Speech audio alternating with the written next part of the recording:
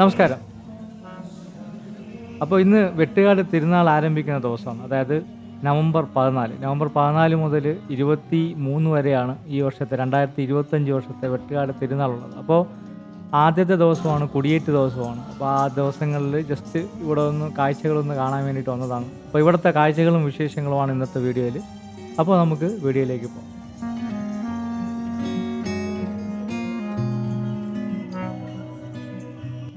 ഇനി കുറച്ച് ദിവസത്തേക്ക് എന്തായാലും തിരുവനന്തപുരം നിവാസികളുടെ ഒരു സ്പോട്ടായിരിക്കും. അതായത് നൈറ്റ് സ്പോട്ട് ഇവിടെ ആയിരിക്കും. കാര്യം നല്ല തിരക്കാണ്. ആദ്യത്തെ ദിവസം തന്നെ നല്ല തിരക്കാണ് അനുഭവപ്പെടുന്നത്. അപ്പോൾ നമ്മൾ പാർക്കിങ്ങിൻ്റെ കാര്യം നോക്കുവാണെങ്കിൽ നമ്മളിപ്പോൾ ബൈക്കിലൊക്കെ വരുവാണെങ്കിൽ നമുക്ക് സുഖമായിട്ട് എവിടെയെങ്കിലുമൊക്കെ വണ്ടി വെച്ചിട്ട് കാഴ്ചകളൊക്കെ ആസ്വദിക്കാൻ പറ്റും. പക്ഷേ നമ്മളിപ്പോൾ 4 വീലിലാണ് വരുന്നതെങ്കിൽ നമ്മൾ വെട്ടുകാട് ആ ഒരു പള്ളിക്ക് പരിസരത്തോട്ട് വരാതെ മറ്റെവിടെയെങ്കിലും ഇട്ടിട്ട് കുറച്ച് ദൂരം നടന്നു വരുന്നതായിരിക്കും ബെറ്റർ എന്ന് പറയുന്നത്. കാര്യം ഈ വെട്ടുകാട് പരിസരത്ത് തന്നെ ഉള്ള വെട്ടുകാട് പള്ളിയുടെ തന്നെ പാർക്കിംഗ് ഏരിയാസ് കുറേ ഉണ്ട്.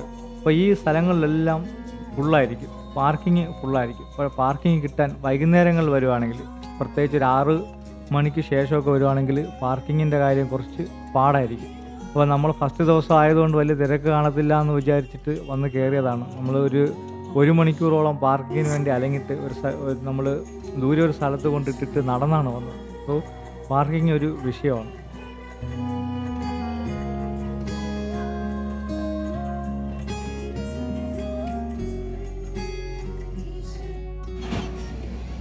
അപ്പോൾ എല്ലാ വർഷത്തെയും പോലെ തന്നെ ഒരുപാട് ആക്ടിവിറ്റീസ് നമ്മുടെ ഈ വെട്ടുകാട് പള്ളി പരിസരത്ത് അല്ലെങ്കിൽ ബീച്ചിലുമായിട്ട് ഒരുപാട് ആക്ടിവിറ്റീസ് നമുക്ക് ഉണ്ട്. എല്ലാ വർഷവും ഇങ്ങനെ തന്നെയാണ്. എത്ര പേര് വന്നു കഴിഞ്ഞാലും എല്ലാവർക്കും അത്യാവശ്യം എൻജോയ് ചെയ്യാൻ തരത്തിലുള്ള എല്ലാ ആക്ടിവിറ്റീസും കാര്യങ്ങളും എല്ലാം തന്നെ ഇവിടെ ഉണ്ടാവും. അതുപോലെ ഈ വർഷവും ഉണ്ട്.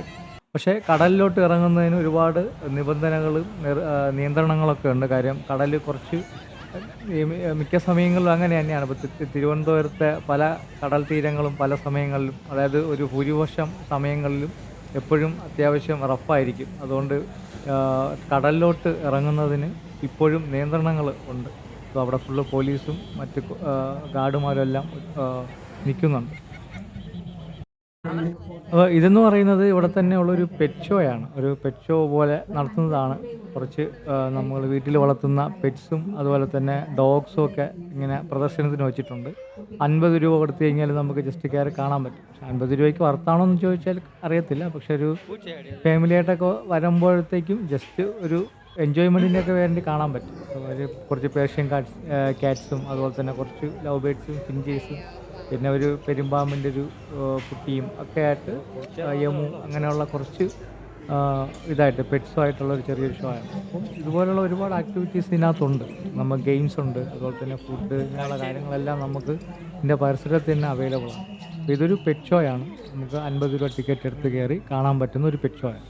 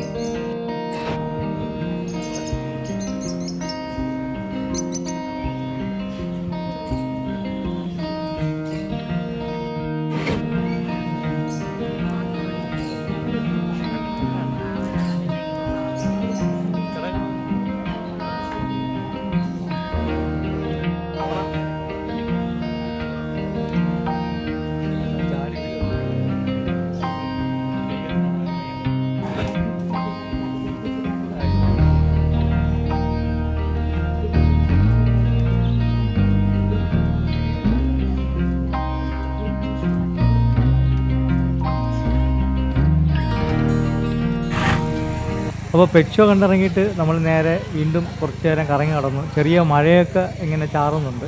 അപ്പോൾ ഇതിൻ്റെ അടുത്ത് തന്നെ ഐസ്ക്രീംസ്, അതുപോലെ തന്നെ ചായ, ബജ്ജി അങ്ങനെയുള്ള കാര്യങ്ങളൊക്കെ വിൽക്കുന്ന ഒരുപാട് സ്റ്റോർസ് ഉണ്ട്. അതുപോലെ തന്നെ പാനിപ്പൂരി കടകളുണ്ട്. സോ അവിടെ നിന്ന് ഇതുപോലെ ഒരു പാനിപ്പൂരി വാങ്ങിച്ച് കഴിച്ചു. ഒരു പ്ലേറ്റിന് 50 രൂപയാണ്. സോ 50 രൂപയ്ക്ക് അത്യാവശ്യം നല്ല ടേസ്റ്റുള്ള ഒരു സാധനം തന്നെ കിട്ടി. സോ അതവിടെ ബീച്ചിൽ നിന്ന് തന്നെ കഴിച്ചു. അതൊരു നല്ലൊരു രസമായിരുന്നു.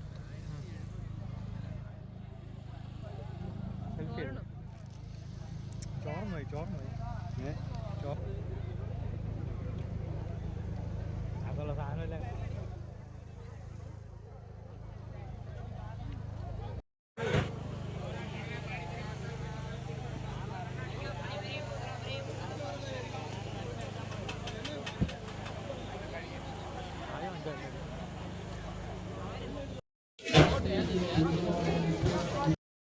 പിന്നെ നമുക്ക് എടുത്തു പറയേണ്ട ഒരു കാര്യമെന്ന് പറയുന്നത് എല്ലാ വർഷത്തെയും പോലെ വെട്ടുകാട് ചർച്ച് വളരെ നല്ല രീതിയിൽ ലൈറ്റപ്പ് ചെയ്തിട്ടുണ്ട്. സോ അതൊരു കാഴ്ചയാണ്. നമ്മൾ വന്നു കഴിഞ്ഞാൽ അത്യാവശ്യം എൻജോയ് ചെയ്യാൻ കഴിയുന്ന ഒരു പ്രധാനപ്പെട്ട ഒരു അട്രാക്ഷൻ എന്ന് പറയുന്നത് ലൈറ്റപ്പ് തന്നെയാണ്. അത് നല്ലൊരു രസമാണ്. നമുക്ക് പ്രത്യേകിച്ച് നൈറ്റൊക്കെ വരുമ്പോഴത്തേക്കും ആസ്വദിക്കാൻ പറ്റിയ ഒരു കാഴ്ചയാണിത്.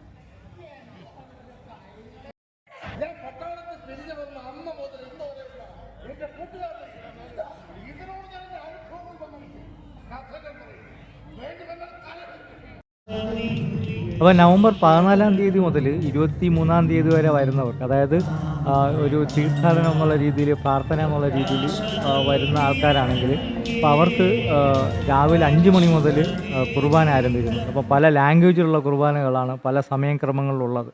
അപ്പം വെട്ടുകാട് ചർച്ചിൻ്റെ തന്നെ ഫേസ്ബുക്ക് പേജ്, ഗ്രൂപ്പ്, കൂട്ടായ്മകളൊക്കെ ഉണ്ട്. അപ്പോൾ ഇവിടെയൊക്കെ അതിലൊക്കെ കയറി നോക്കിക്കഴിഞ്ഞ് കഴിഞ്ഞാൽ ഇതിൻ്റെ ആരാധനയുടെ സമയം, മറ്റു കാര്യങ്ങളൊക്കെ നമുക്ക് അതിലറിയാൻ പറ്റും. അപ്പം അങ്ങനെ ഒരു ഇൻറ്റൻഷനിലാണ് വരുന്നത്, അല്ലെങ്കിൽ ദൂരപ്രദേശങ്ങൾ വരുന്നത് ആണെങ്കിൽ ഈ ഒരു കാര്യങ്ങളൊക്കെ ഒന്ന് നോക്കി മനസ്സിലാക്കി വന്നു കഴിഞ്ഞാൽ നമുക്കൊരു പ്രാർത്ഥന എന്നുള്ള രീതിയിൽ വരുന്ന ആൾക്കാർക്ക് അങ്ങനെ നമുക്ക് കുർബാനയും മറ്റു കാര്യങ്ങളൊക്കെ നമ്മുടേതായിട്ടുള്ള ഇഷ്ടപ്രകാരമുള്ള കുർബാനകളും കാര്യങ്ങളൊക്കെ നമുക്ക് അറ്റൻഡ് ചെയ്യാൻ പറ്റും.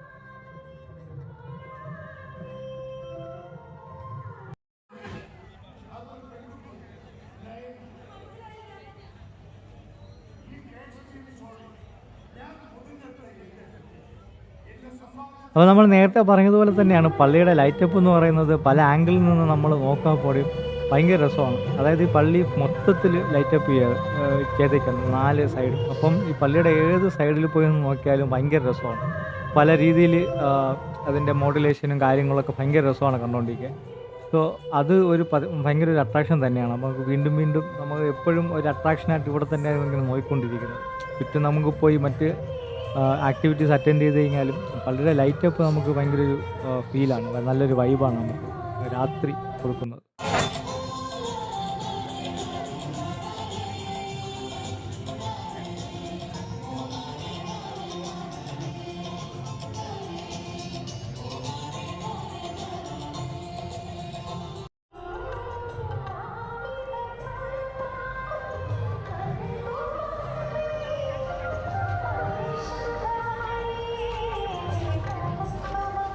നമുക്ക് ഈ പള്ളിയുടെ ഏറ്റവും പ്രധാനപ്പെട്ട ഒരു കാര്യം ഇതാണ്. നമുക്ക് പള്ളിയിൽ വന്നു കഴിഞ്ഞാൽ നമ്മൾ ഇവിടെ വന്നിട്ട് നമുക്ക് നമ്മുടെ ആഗ്രഹങ്ങളും കാര്യങ്ങളൊക്കെ ഇവിടെ വന്ന് പ്രാർത്ഥിച്ച് ഒരു നേർച്ചയൊക്കെ നമുക്കിവിടെ കാഴ്ചവെക്കാൻ വേണ്ടിയിട്ട് പറ്റും. അപ്പം വരുന്നവർ ഇത് മിസ്സാക്കാതിരിക്കുക.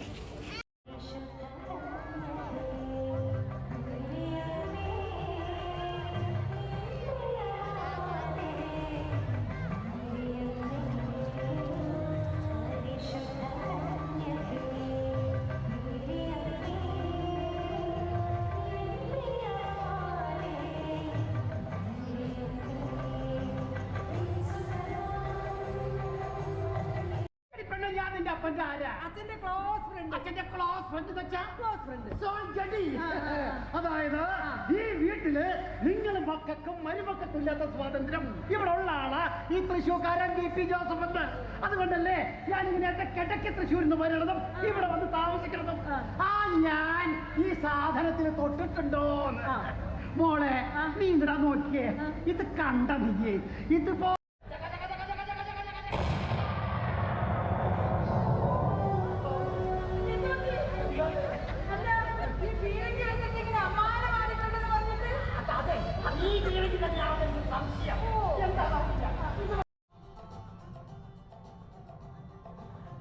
പിന്നെ നമ്മുടെ വെട്ടുകാട് പള്ളിയിലെ ഏറ്റവും പ്രധാനപ്പെട്ട മറ്റൊരു കാര്യം എന്ന് പറയുന്നത് നമ്മുടെ ആഗ്രഹങ്ങളൊക്കെ സാധിക്കാൻ വേണ്ടിയിട്ട് നമുക്കിവിടെ മെഴുകുതിരി കത്തിക്കാം. നമ്മൾ പ്രാർത്ഥിച്ചിട്ട് ഇവിടെ ഒരുപാട് സ്ഥലങ്ങളിൽ മെഴുകുതിരി വാങ്ങിക്കാം. അമ്മച്ചിമാരൊക്കെ കൊണ്ടു നടന്ന് വിൽക്കുന്നുണ്ട്. അതൊക്കെ വാങ്ങിച്ചിട്ട് നമുക്കിവിടെ കൊണ്ടുവന്നിട്ട് നമ്മുടെ ആഗ്രഹങ്ങൾ എന്തൊക്കെയാണോ അതൊക്കെ ഒന്ന് പ്രാർത്ഥിച്ചിട്ട് ഇവിടെ മെഴുകുതിരി കത്തിക്കുന്നത് അത് ഇവിടുത്തെ ഒരു ഇതാണ്, ഒരു പ്രധാനപ്പെട്ട ഒരു കാര്യമാണ്. സോ ഇതൊക്കെ പറയുന്നത് നമ്മൾ ട്രിവാൻഡ്രത്തുള്ളവർക്ക് ഇതെല്ലാം അറിയാം. ദൂര പ്രദേശത്ത് നിന്ന് വരുന്നവർക്കാണെങ്കിൽ കുറച്ച് അറിയാൻ വേണ്ടിയിട്ട് മാത്രമാണ് ഇങ്ങനെയുള്ള കാര്യങ്ങളൊക്കെ പറയുന്നത്. സോ അപ്പോൾ ഇതാണ് ഇന്നത്തെ കാഴ്ചകൾ. വളരെ മനോഹരമായിട്ടുള്ള ഒരു അറേഞ്ച്മെൻറ്റും കാര്യങ്ങളൊക്കെയാണ്. അപ്പോൾ 23-ാം തീയതി വരെയാണ് ഇതിൻ്റെ ഈ തിരുനാളുള്ളത്. അപ്പോൾ 23-ാം തീയതി ലാസ്റ്റ് റാസയോട് കൂടിയായിരിക്കും തിരുനാൾ അവസാനിക്കുന്നത്. അപ്പോൾ പാർക്കിങ്ങും മറ്റ് കാര്യങ്ങളൊക്കെ നോക്കിയും കണ്ടുമൊക്കെ വന്ന് എൻജോയ് ചെയ്യുക. പാർക്കിങ്ങൊക്കെ പുറത്ത് ഫോർ വീലർ ആണെങ്കിൽ പുറത്ത് എവിടെയെങ്കിലും കൊണ്ടിട്ടിട്ട് അത്യാവശ്യം കുറച്ച് ദൂരം നടന്നു വന്നു കഴിഞ്ഞാൽ നല്ല രീതിയിൽ എൻജോയ് ചെയ്യാം. നമുക്ക് മറ്റൊരു വീഡിയോയുമായിട്ട് കാണാം. അതുവരേക്കും ബൈ.